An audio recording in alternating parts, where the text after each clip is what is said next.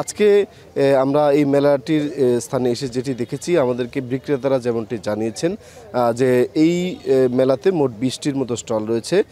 প্রতিটি দোকানে কিন্তু 15 থেকে 20,000 টাকা খরচ করে কিন্তু দেশের বিভিন্ন স্থান থেকে কিন্তু গাছ তুলেছেন, কিন্তু কোনো ধরনের প্রচারণা এবং আনুষ্ঠানিক উদ্বোধন না হওয়ার কারণে কিন্তু তারা সেই ক্ষতিটা হয়েছে তাদের। আমরা কথা বলেছি কিছু বিক্রেতার সাথে, তারা বলেছেন যে আনুষ্ঠানিক উদ্বোধন না হলেও অল্প বিস্তর কিছু গাছ এখানে বিক্রি হয়েছে। এর মধ্যে ফলজ, বনজ এবং ঔষধি এবং কিছু ফুলের গাছ কিন্তু তারা বিক্রি করেছেন। আজকের এই মেলায় আমরা এসে যেটি দেখেছি যে সর্বোচ্চ 15,000 টাকা একটি গাছ এখানে বিক্রি হয়েছে। এছাড়াও এখানে রয়েছে দেশি বিদেশি বিভিন্ন জাতের আম, কাঁঠাল, লিচু এবং সহ বিভিন্ন ধরনের ফল এবং ফুলের গাছ।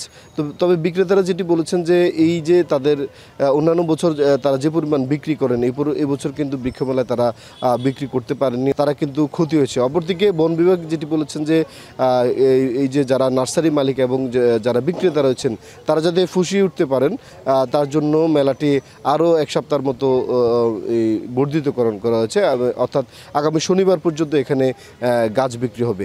এই ছিল ফেনীর বৃক্ষমেলা থেকে আমার কাছে সর্বশেষ।